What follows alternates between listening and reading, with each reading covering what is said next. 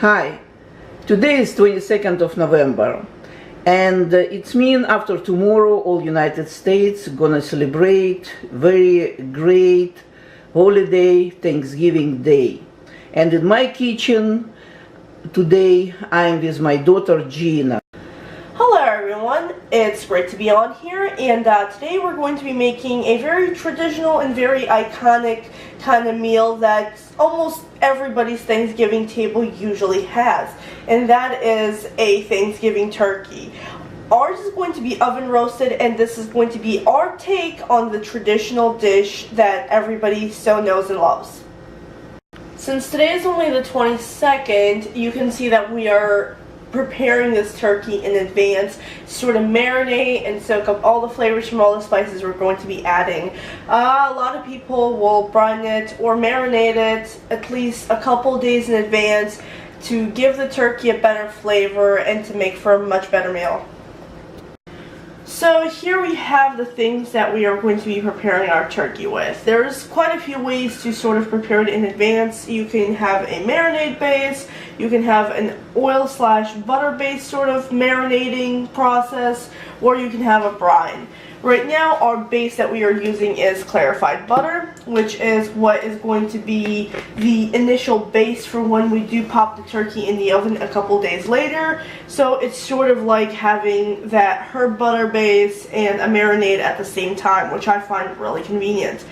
The first condiment, well, not really condiment, I would say, I really don't know what to call this because this is not a very typical thing that we have. It's a ginger garlic paste. Now you can find garlic paste, ginger garlic paste, these kind of spice pastes quite a bit in grocery stores, especially sort of Eastern kind of grocery stores. But this is a substitute for if you do not have what we're going to be using, which is fresh ginger and garlic. Ginger is not very typical, but I really love the kind of taste that it gives the poultry. It really gives it a little bit of freshness, a little bit of a new flavor. We also have black peppercorns with a grinder. I really love the whole fresh ground taste. It's a lot more aromatic. Ground coriander, thyme. We also have basil and oregano. And of course, the one thing I think we're all going to use in this recipe is salt. I am actually using rock salt, which is, by the way, amazing because it's super salty and it's super pure. It has an amazing palate. Look it up. Another thing I'd like to sort of aforemention, and this is optional, but this is something I like using a lot myself, is onion powder and garlic powder in addition to the actual fresh vegetables if you got them. Because the powdered forms make for a very intense flavor and do not add too much moisture to the meat where, you know, there should not be excess moisture from the vegetables.